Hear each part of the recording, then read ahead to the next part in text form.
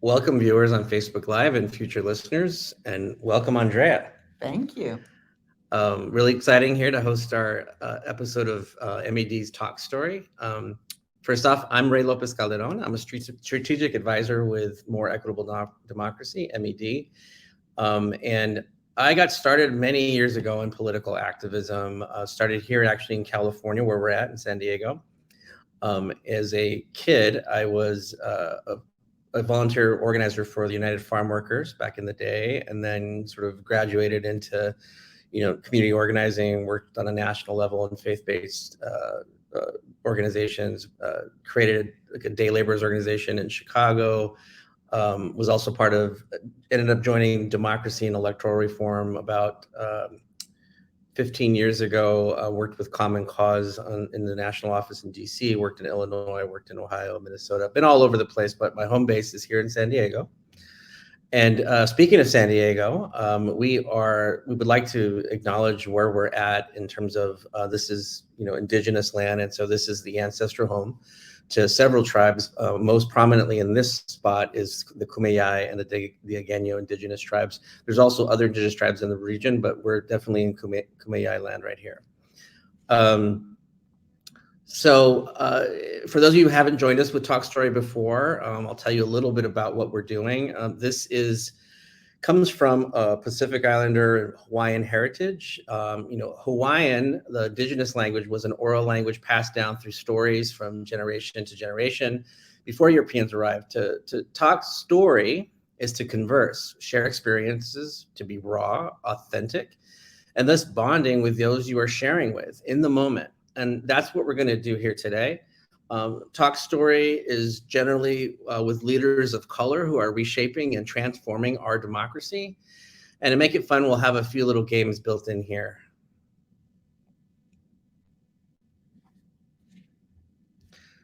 So I'd like to introduce Andrea St. Julian. She is the co-founder and co-chair of San Diegans for Justice, a grassroots political action committee committed to strengthening criminal, electoral, and economic justice. San Diegans for Justice first major campaign championed the 2020 ballot measure that created San Diego's community-led commission on police practice. The ballot measure passed with a whopping 75% of the vote. Andrea is an attorney who represents indigent clients in the federal and state courts of appeal and Supreme Courts. So, Andrea, I hear you are a yoga practitioner. What's your favorite style of yoga, pose, and why? I am definitely a yoga practitioner. I love my yoga. I take yoga classes at least 5 days a week. Um, Iyengar yoga is my preferred yoga because it is very alignment based. Say that one more time for our viewers. Iyengar yoga. Okay. Yeah, it's very alignment based. And wow, asking me to pick a favorite pose is like asking to pick my favorite child. I would say that it's the sequencing that really gets you in yoga. But if I had to pick a couple of poses, I really like Hanuman, which is the equivalent of kind of like the splits. Okay. And then also a good deep back bend, Urdhva Dhanurasana, is also really nice. Right. So I'll leave it at that. I could go on and on forever about yoga, but I'll stop there. I've learned a lot that I did not know about yoga. So moving on from yoga, tell us a little bit about yourself. Where does your story with activism begin? Yeah, if you had asked me years ago, I would have picked a particular, day and time, but I see it really as a progression. Okay. Uh, you know, Being born an African American woman, I think I was kind of primed to look at things from a justice perspective. Mm. I think maybe that's why I became an attorney. It is probably why I started representing indigent clients, or in other words, poor clients. They're the majority of my clients. And along the way, I was thinking I was fighting the good fight, and I'm an appellate attorney trying to change the law and everything. And then I realized that the court system, the legal system, just wasn't set up to make changes internally. Let me ask you a question before you go on. So Yeah. you talked a lot about sort of like your background and how that sort of got you to think more about these kinds of things. But was there anything like specific, a particular experience? And Yeah. I'm saying this like, as a person of color, there's a lot of different ways I could have gone, even with That's true. knowledge about our own communities. What made you, because not everyone goes, very few people go into this kind of line of work. Like, is there some kind of specific experience? I think the frustration of not seeing change. And I remember one time I went to visit my parents for Christmas, and it had been a really tough, number of weeks for trying to get things done and working a lot. And so I was just kind of laying on the couch watching C-SPAN. And I just there was, and I can't even remember what it was, but I saw something and I just thought, I cannot just sit by and watch people being killed anymore. I just can't do it. I had no idea what I would do. I had no idea how I would do it.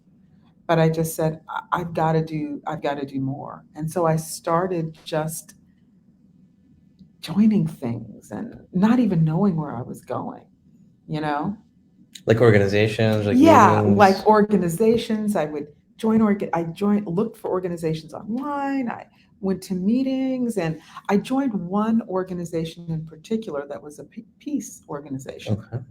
And just randomly, the organization called me out of the blue. And they said, oh, we see that you're an attorney, and we need to file something in the Northern District of California, the federal courts. Could you file this for us? And of course, they really didn't understand what they were asking. They thought that I could just kind of like a secretary file something. It's like, no. If I file it, it's because I'm the attorney on the case, and I'm representing that this document is appropriate. And so that led me to take the case pro bono. That's what I was going to say. I imagine they said, okay. Oh yeah, exactly. It was pro bono. I wasn't paid for it, but I represented 4 organizations in a lawsuit by the Marshall Islands against the United States of America for a breach of the Nuclear Non-Proliferation Treaty. Wow. And I was on my way after that. That's amazing. So that was the big spark. Other kinds of things that you think kind of kept you in the space? Oh, totally. Because, that was, one lawsuit that had to do with nuclear weapons, but underneath all of that was climate change. Climate change will probably be the reason if we ever go to nuclear war, it's going to be because of climate change. But there were other things that were more local. And again, I let it kind of lead me. And so I just went out to see what people were most concerned about. And that's how I got into criminal justice reform. That's awesome. I'm just thinking, back, I used to try to think like, what's the thing that started me? But then I realized, there's so many different things that have to happen to kind of grab your attention, right? So it sounds like a similar kind of journey. Speaking of people, because we're talking about all these people, we have a little game that we like to play. It is called My People, My People. Have you played it before? I have not played it. I have listened to your earlier podcasts and I've heard it played. Well, we do this because we like to kind of get to know our people, right? And you're one of our people. And, it gives us a chance to talk a little bit more about, who do we think is our circle? What kinds of things do we find important? So for me, if you ask me, I would say my people are people who read really boring, obscure philosophy. Those are my people. I love talking about things that nobody else likes to talk about in general. How about, or I might say my people that use bookmarks and only dog ear pages, right? Or something like that. Yeah. And, and my people judge you for that kind of thing. So, hold on one second. So we're going to maybe for about 90 seconds, we are going to do this little exercise. So I'll start. My people like to eat too much. We're of the same tribe. my people really love pumpkin seed tofu. Mm, that sounds interesting. My people like to talk and talk and talk. My people like to listen to some really great economists Mm, on YouTube. those are my people too. My people like to help others. My people like to empower other people to take action. Mm. My people do not shy away from a fight. My people are down for a fight. um, my people have issues with the criminal justice system. My people understand that economic justice and economic injustice is at the root of all injustices. Hmm. I'm getting a little bit more real now. My people have had generations of issues with incarceration. My people understand the relation of incarceration to many of the other injustices that we face. Well, thank you for sharing that, Andrea. I know, it starts off kind of light, but then I'm thinking like, what are the things that are important? So I get into a little bit more stuff. So sorry to be so serious. Well, um, and actually, on a serious note, tell me a little bit about, even before you became an activist, mhm, what sort of communities, shape your work, or like what is mhm, like background shapes your work? Who were your people? mhm. Uh, and there are so many communities that shape me. You know, I'm a Midwesterner. Mhm. I was born in the Midwest, raised in a rather small town, rather small city in the Midwest, and and that really frames how you think and how you see people. Uh, I understand to some degree how people think differently than I do because of the people that I was raised around. Mm. You know, certainly as a Black woman, my Black community completely and totally shaped me. I was fortunate enough to be raised and bathed in Black love from the minute I was born, and it is completely what gives me strength. That love that I was given and shown. Also, I come from the legal community. I'm an attorney. Mm. And that really has shaped a lot of how I think and act and my worldview on things and how I look at things from a structural perspective. People often think that things are the way they are because they're the way they Right. are. And I, as an attorney, look at the way things are and I say, oh, I see the legal structure that has created this. Right. And I completely understand that if we change those structures, we're going to end up with different results. Right. And there's nothing that's predetermined about um, how our lives are shaped now. You sound like you're already part of MED, because this is all we talk about is structural reform, and Mhm.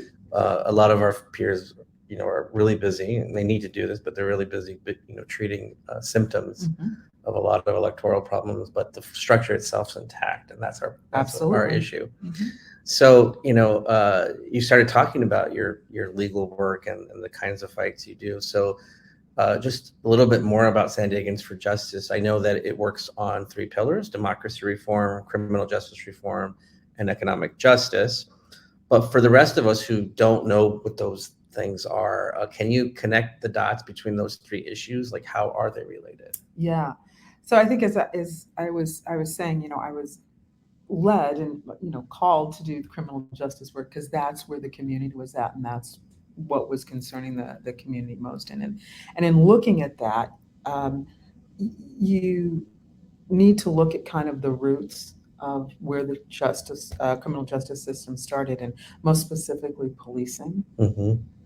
And if you look at the early police forces in the United States, if you look in the South, they were born out of slave patrols, Yeah.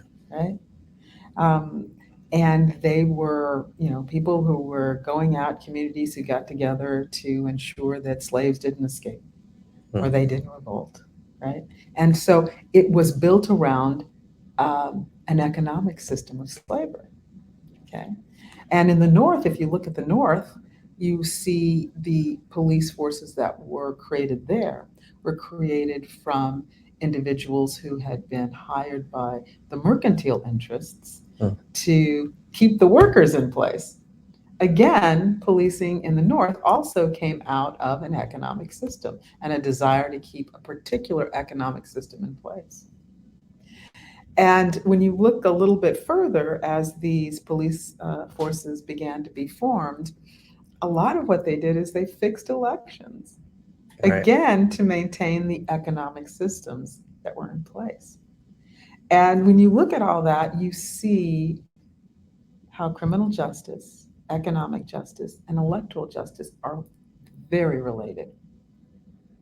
Absolutely. You reminded me too. A lot of people don't know, like in the Southwest, here in particular, California, Texas, New Mexico, a lot of the early policing also was to sort of quell the indigenous uprisings as well as the newly conquered Mexicans Mhm.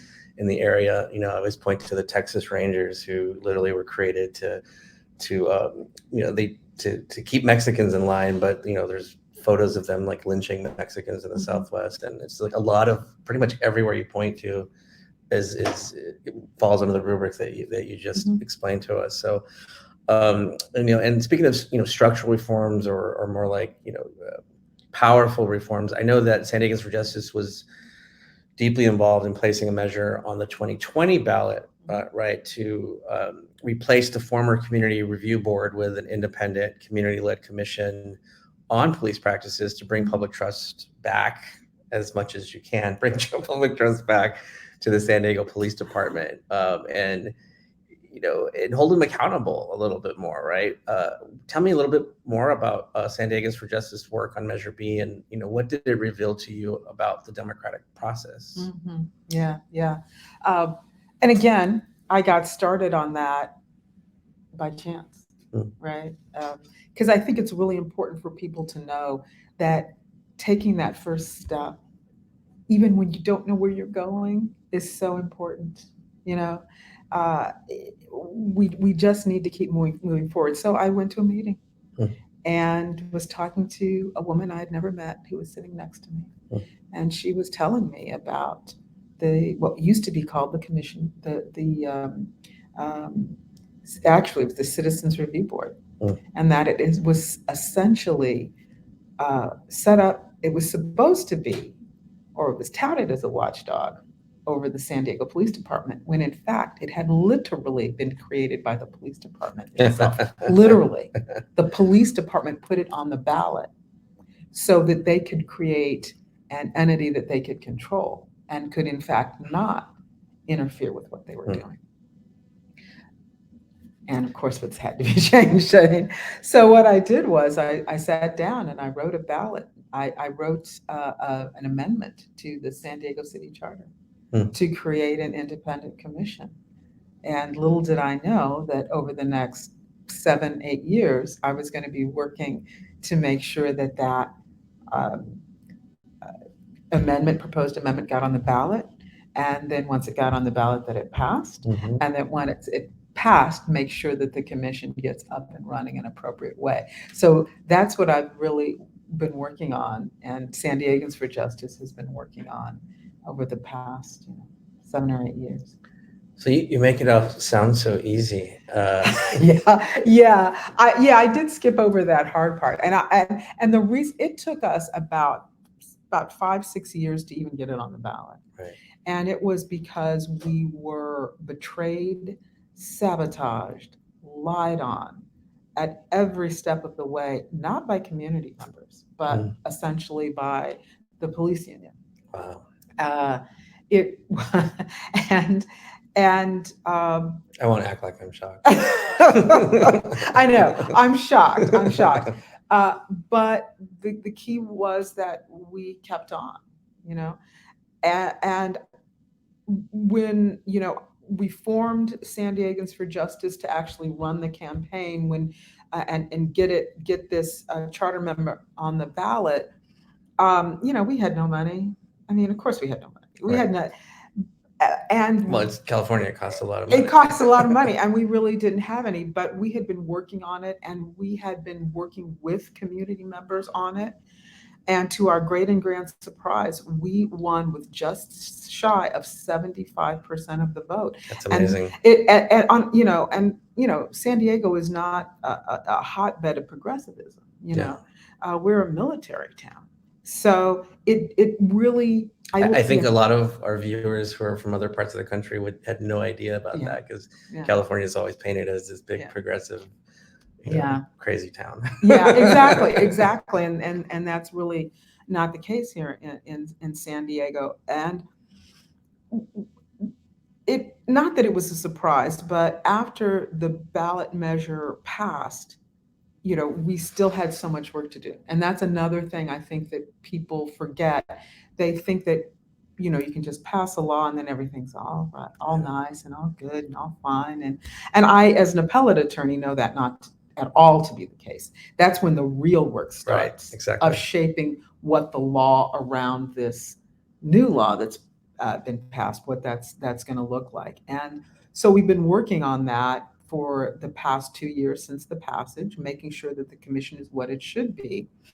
And what I found, particularly in that work, is, at this point, it is so clear that the community is 100% behind, Mhm. or more specifically, 75% behind, but so clearly behind a good commission, and an independent commission that was voted in. And despite that, we still have electeds that continue to push against us, that Mhm. continue to try to thwart us, and that continue to try to subvert what this commission is supposed to be. And so, what I learned in that is that the current structure that we have of electing our officials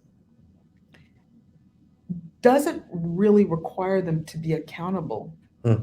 to the community or the electorate. Yeah. When we have city council meetings on the new commission, and there are discussions and ordinances before it about how the commission should run, we bring tens and tens of people to discuss exactly what they want. Nobody ever opposes us. Nobody ever stands up and says, no, we really want something different. We are all together. Hmm. And despite that, the city council throughout the whole 2 years continued to fight against us. Yeah. And it just showed me this, what electeds do is untethered to the desires and really the best interests of the community. And why is that? Because we have an electoral system that doesn't allow them or require them to be accountable to the people. We have a system that in fact requires them to be accountable to very few special interests. Right. And so that's the structural change that we've got to look at. I always tell people two things when I'm working with community activists. Is I say, one is winning an initiative or winning a policy change is the easy part. Mhm. Even though it might have seemed It like it is. was super hard, Mhm. that's the actual easy part. The implementation and the keeping it from being repealed or from being lost is the harder part. The other thing I always tell people is that you may or may not be affiliated with a party, and everyone says the parties are diametrically opposed, but I can tell you the parties are very much in unison about not wanting public accountability. Exactly. So they can agree on many things, and that's one of them. Exactly. I know that you've talked a lot about public input. How does it look now with the independent commission? And I think you've referenced a term in other work called justice exchanges. Yeah. Tell me a little bit more about how all of this fits together. So we are extremely community-led at San Diegans for Justice. Yeah, what we do is based on what the community, wants, needs, and what works best for the community. And the only way to do that is have a real exchange with the community. You know, again, my personal mission and also the mission of San Diegans for Justice is really to empower people Mm. so that they can make change, right? Uh, so when we have periodic justice exchanges, and we have everybody come in and talk to us about, you know, what do you think about this issue? What do you want to see in this issue? And I will tell you, when I sat down to write the charter amendment that became the new commission, the first thing I did is, I wrote a draft based on what I had heard that people were concerned about. But then we had, a justice exchange where I said, okay, this is not my charter amendment. This is your charter amendment. Right. I need you to tell me what you think of this. I need you to tell me what needs to go in here and what needs to be taken out.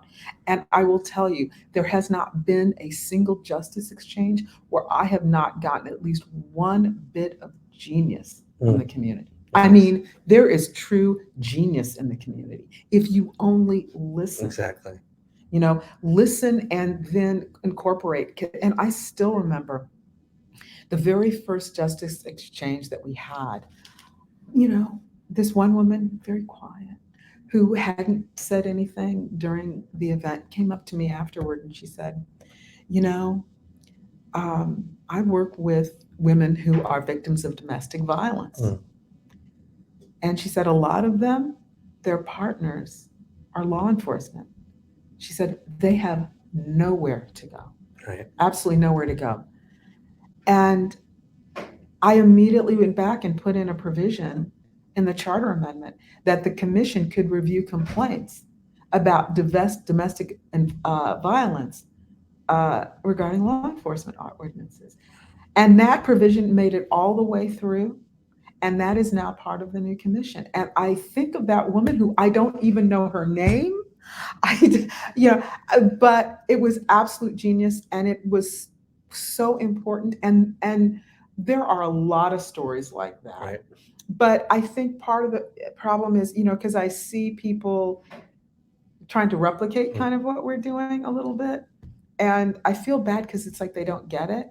They think that they will invite people someplace, and then they'll do all the talking, and then they'll just keep doing what they were doing in the first place. Right. And they don't understand it's a true exchange, and it's respecting and understanding the true intelligence of the community and wanting to incorporate all of that in what we're doing. It's really powerful. In the olden days, we used to call that community organizing. Nowadays, everyone's just sending out, email blasts and, Facebook posts. And it's like we used to actually talk to people in the communities and get their sense of things. So it's really awesome that you're doing that. Yeah, social media is extremely important, but I think people have forgotten that social media is just a support to the work that you're doing. It is not a replacement for the work that you're doing. And this is the honest to goodness truth. At all of the first social justice exchanges that we had, I would give out my personal phone number and email address, and I would tell people, if there is something you think of later that you want to tell me about, that you think needs to be changed or added, you call me, you email me, and you let me know. I never refused a phone call. I would have people up to the election, just random people from voters who would call me and say, can you explain this charter amendment to me? And I would be on the phone with them for 20 minutes, a half an hour, And it, that kind of relates to what I was saying earlier. We had no money in this campaign, right? We had no money. But what we understood was the power was in the people and the votes. Absolutely. And if we connected with them and worked with them and let them know that we needed them to work with us, then we could win this election. And that's exactly what happened. Right. And I think, getting people in the space where they can win something is like a huge change in the perspective about Right. changing the system. But I think you reached out to MED because you're talking about other things like reshaping the electoral system. Yeah. And as our viewers probably know, we work a lot on proportional voting, ranked choice voting, and things that are structural reforms. Tell us a little bit about your relationship with RCV and how do you see the future of RCV in our space here in San Diego? Yeah, yeah. It goes back to that fundamental problem that we had in, trying to promote the commission. We had electeds who were just did not feel accountable to the electorate. And, you know, I'll give you two of my favorite quotes. One is every system is perfectly designed to achieve the results that it gets, right? And if we have electeds that don't feel accountable to the community and the electorates, then we've created a system that has caused them to be that way. Because I'm sure the electeds are all rational actors pursuing their goals of staying in office and moving up the career ladder, and we have to change that structure. So um, their decisions are based on what's going to be best for the community and what the community feels is most important. And so that's how I kind of started thinking about changing our electoral system here in San Diego. So yeah, we reached out to MED and wanted to start talking about proportional ranked choice voting. And we wanted to become educated on that because we see that as a very important system and something that can address the issue of, electeds more closely following the interests of the community. And so, in terms of the future of proportional ranked choice voting, we start where we always start, right? We start with a justice exchange. We start with justice exchanges. We ask community members, tell us what your thoughts are on proportional ranked choice voting. Tell us what your thoughts are on elections. And to be really clear, we have had people who have already in justice exchanges and other venues talk about the electoral system and how they are um, concerned about it, how they feel it doesn't work for them. Right. And that's one of the reasons why we decided to pursue. Let me ask you a question related to that. Yeah. So we just had this big convention here in San Diego that was all electoral justice, like reformers. And I heard more than once people say, like, we don't know how to talk to communities of color or other communities of people because, they're more interested in things like economic justice or, everyday kitchen table kind of stuff. If they're dealing with the police, for example, why would they care about electoral systems? How do you get around that idea? Or is that even true? Yeah. Um, and I like to start out by saying if you are a mother of a young man of a person of color living in particular areas of San Diego, you start becoming afraid of whether your son is going to come home every single night. And when you have that kind of worry and concern, it really is hard to think about much of anything else. And and so the first way I look at it is those immediate issues often are symptomatic issues. They're issues of symptoms, not the deeper structural change. And you have to acknowledge how completely and totally important that is. I mean, that fear of that mother about whether her son is going to come home alive every single night is so important. And so you first have to acknowledge that and acknowledge that, Right. We're all dead in the long run. And so then I kind of look at what is that? What is the reality that that fear is based on? And how can we change that reality? So when I start looking at how to change that reality, I start looking at, well, who are the people who can change that reality?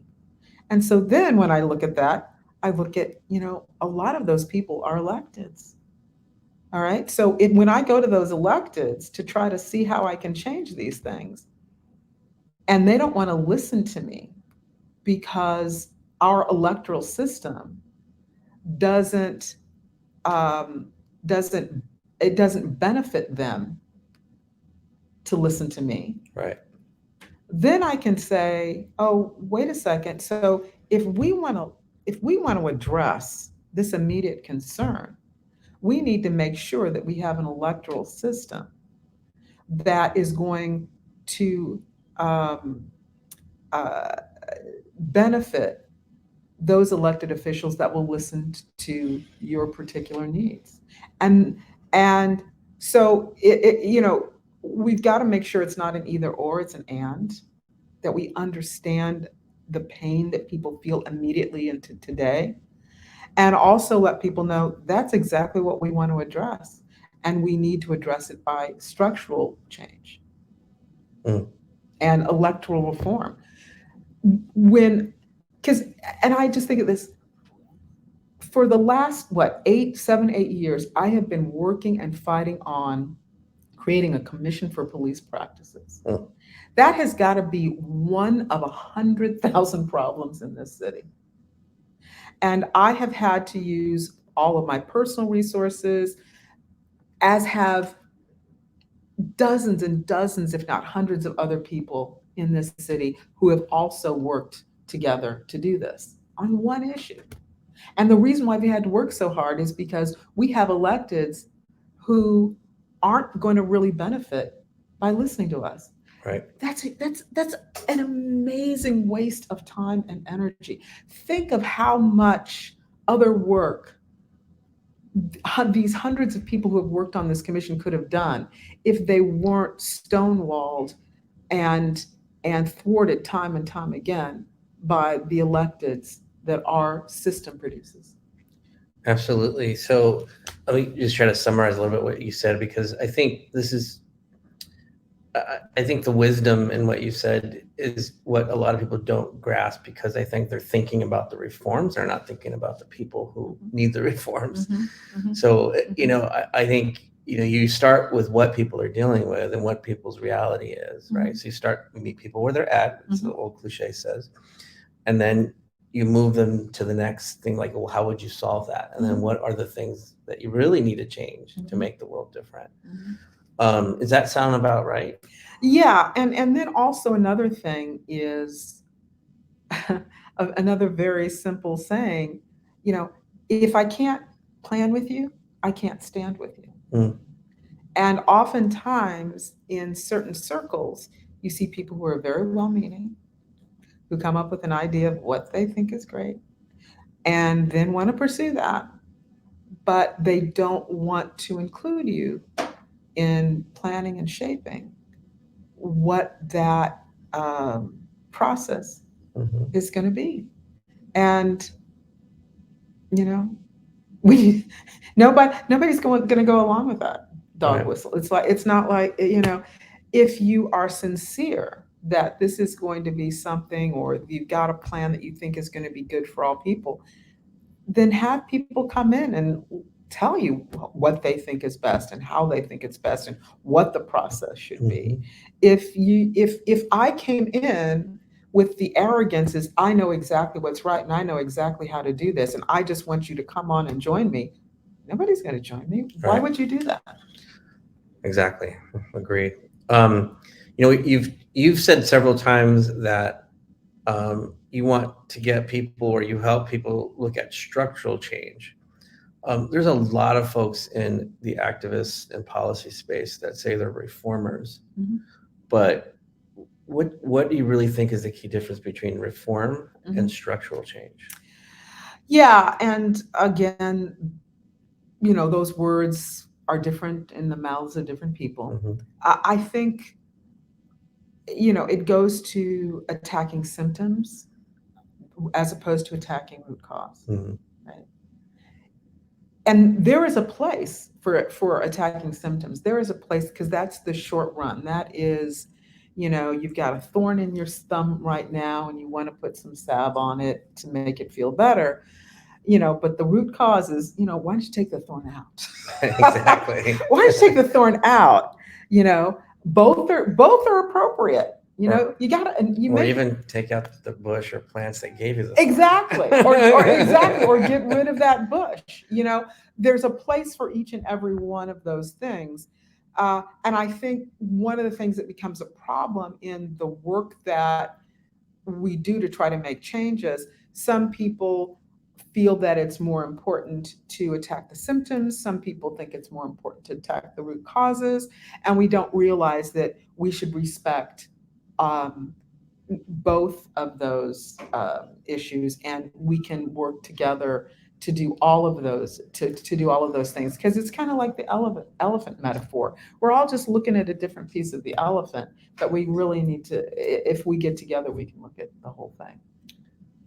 Absolutely. And I guess we're gonna pretty much, we're at the end of the talk story just about, but I did want to say that, you know, in the democracy sort of reformer field, we talked about people are, interested in the kitchen table issues or the things that are affecting them daily, but I feel like people have gotten to, to take that sort of starting point as an idea that people don't care about democracy reform. Yeah.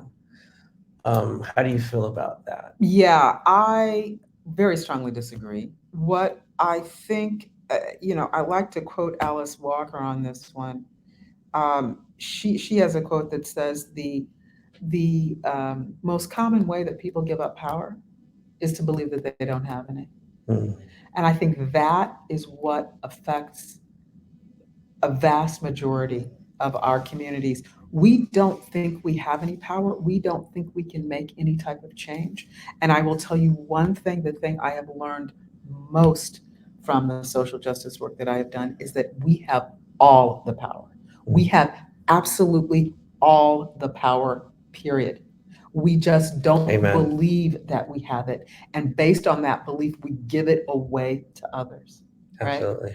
And at the root of San Diegans for Justice is we understand not only that people have all the power, but that collective action is what's needed to affect change. Organized people is power, or they are power. And that's why I make sure that, I'm going to do my part, right?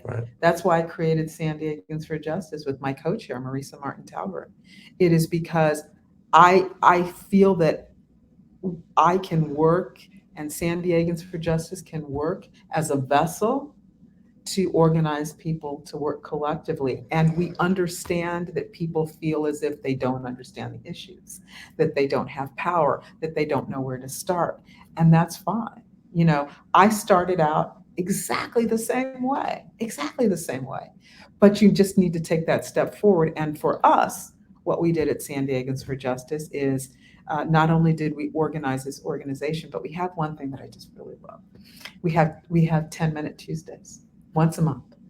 And we send out an email with a list of about 3 or 4 things, any one of which, and sometimes all of which, you can accomplish in 10 minutes. In 10 minutes.